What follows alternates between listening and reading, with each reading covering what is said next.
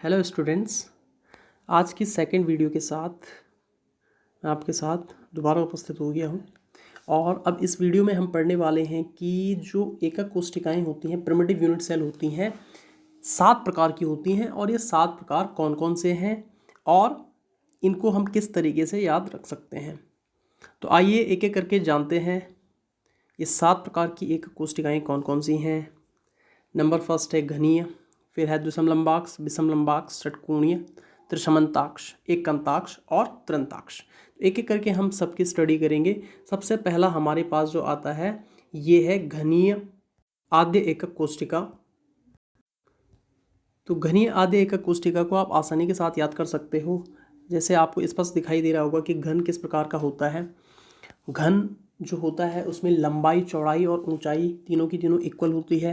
और सारे के सारे जो एंगल होते हैं वो 90 डिग्री के होते हैं। ये वाला एंगल आपको बीटा जो दिखाई दे रहा है वो भी 90 डिग्री का, और ये वाला एंगल भी आपको 90 डिग्री का दिखाई दे रहा होगा। ये वाला एंगल भी आपको 90 डिग्री का दिखाई दे रहा होगा। तो घनीय प्रिमिटिव यूनिट सेल जो होती है, क्यूबिक यूनिट सेल जो होती है, इसको आप इजीली याद कर सकते हो कि जिसमें A is equal to B, B is equal to C and alpha is equal to beta, beta is equal to gamma and gamma is equal to 90 degree. Starting में ही हमने पढ़ा था कि कोई भी जो यूनिट सेल होती है उसके 6 पैरामीटर होते हैं। और 6 पैरामीटर कौन कौन से होते हैं? उसकी लंबाई, चौड़ाई, ऊंचाई यानी कि ए बी सी, और उसके जो 3 एंगल होते हैं जो इन कोरों के बीच में बनते हैं, अल्फा, बीटा और गामा। इन एजेस के बीच में जो एंगल बनते हैं अल्फा, बीटा और गामा, उनके बेस पे हम इसको डिफाइन करते हैं। तो सबसे पहले क्यूबिक जो यूनिट सेल है उसको आप समझ चुके होंगे। इसके बाद हमारे पास है द्विसमलंबाक्ष, जिसको हम टेट्रागोनल भी बोलते हैं। इंग्लिश मीडियम वाले अगर कोई स्टूडेंट होंगे यहाँ पे तो इसको टेट्रागोनल भी बोला जाता है। तो इसको आप आसानी के साथ समझ सकते हो कि जैसे घनाभ होता है, क्यूबॉइड होता है, उसमें अगर 2 साइड्स बराबर हों, जैसे इसमें आपको दिखाई दे रहा होगा ए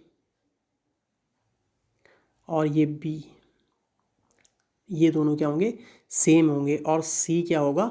अलग होगा। तो उस कंडीशन में जो क्यूबॉइड हमें प्राप्त होगा उसको हम क्या कह सकते हैं? टेट्रागोनल या द्विसमलंबाक्ष कह सकते हैं। इसमें अल्फा, बीटा और गामा तीनों के तीनों एंगल क्या होंगे?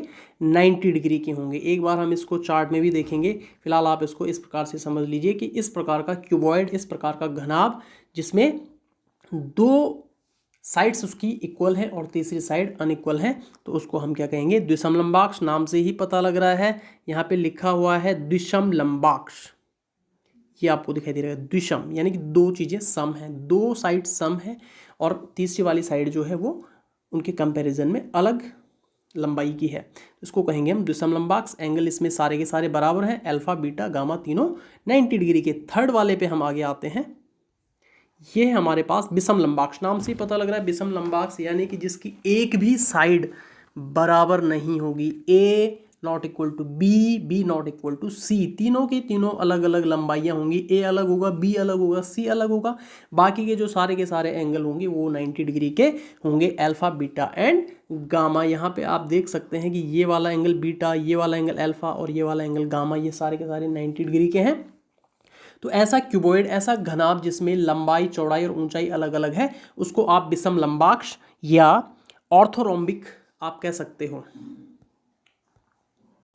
नेक्स्ट पॉइंट जो हमारे पास आता है नंबर चौथा, षटकोणीय या हेक्सागोनल स्ट्रक्चर। ये हमारे पास दिखाई दे रहा है हेक्सागोनल यूनिट सेल या षटकोणीय एकक कोशिका।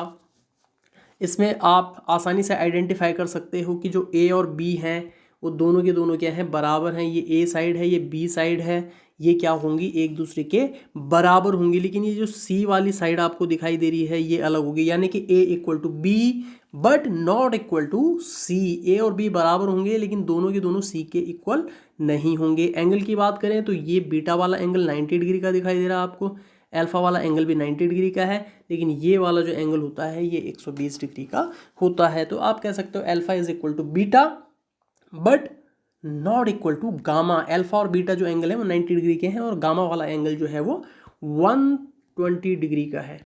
नंबर 5 स्टार्ट करने जा रहे हैं, जिसको हम कहते हैं त्रिशमंताक्ष, या फिर हम इसको बोल सकते हैं रोम्बोहीड्रल या ट्राइगोनल। तो देखो इसमें क्या होता है, what is the difference between this one and cubic.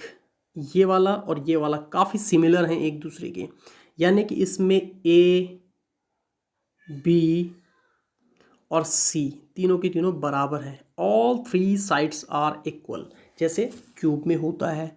लेकिन डिफरेंस क्या है, what is the main difference, जो यहाँ पे अल्फा एंगल है, बीटा एंगल है और गामा एंगल है, ये 90 डिग्री नहीं होगा। बस यही डिफरेंस है इन दोनों में, ये वाला और ये वाला। बाकी दोनों के दोनों सेम है, साइड्स भी सबकी एक जैसी है, लेकिन आपको दिखाई दे रहा होगा कि ये वाला जो एंगल है ये not equal to 90 degree, 90 degree के बराबर नहीं है। तो इसका कंपैरिजन आप कर सकते हो क्यूबिक के साथ, घनीय के साथ, लेकिन अंतर सिर्फ क्या होगा, इसमें सारे के सारे एंगल 90 डिग्री के हैं, इसमें एक भी एंगल 90 डिग्री का नहीं है। बाकी तीनों साइड्स बराबर हैं, यानी कि A equal to B, B equal to C and alpha equal to beta equal to gamma, but not equal to 90 degree. तीनों एंगल भी समान होंगे लेकिन 90 डिग्री के नहीं होंगे।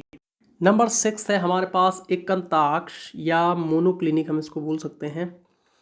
तो इसमें क्या अंतर है, देखो इसमें जो साइड्स होंगी, इसको आप इसके साथ विषम लंबाक्स के साथ कंपेयर कर सकते हो, दोनों के दोनों एक जैसे दिख रहे हैं, यानी कि A equal to A not equal to B, B not equal to C, यानी कि ए बी और सी तीनों ही एक दूसरे के बराबर नहीं हैं। लेकिन what is the major difference, alpha angle 90 degree का है, बीटा एंगल 90 डिग्री का नहीं है और गामा एंगल 90 डिग्री का है। तो आप कह सकते हो alpha equal to gamma but not equal to beta, यानी कि केवल इसमें बीटा एंगल जो होता है वो 90 डिग्री का नहीं होता है। ये मेजर डिफरेंस है इसका, विषम लंबाक से आप इसको कंपेयर कर सकते हो। लास्ट और फाइनल जो हमारे पास स्ट्रक्चर है वो है त्रंताक्ष, या जिसको हम बोलते हैं ट्राई क्लिनिक भी हम इसको बोलते हैं।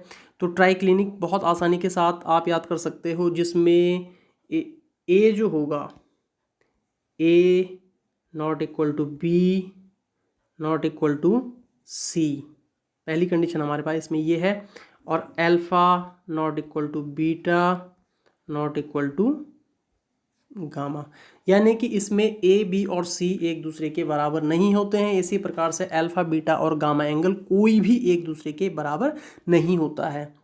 तो ये 7 प्रकार की यूनिट सेल्स आपने पढ़ ली हैं, इसको आप इस टेबल की सहायता से भी समझ सकते हो। जो चीज़ मैंने आपको समझाई है, A equal to B, B equal to C, alpha equal to beta, beta is equal to gamma, gamma is equal to 90 degree. तो जो चीज़ें मैंने ऊपर समझाई है उसको आप इस चार्ट के साथ कंपेयर करते जाइए और आगे बढ़ते जाइए, आपको पूरा का पूरा टॉपिक समझ में आ जाएगा।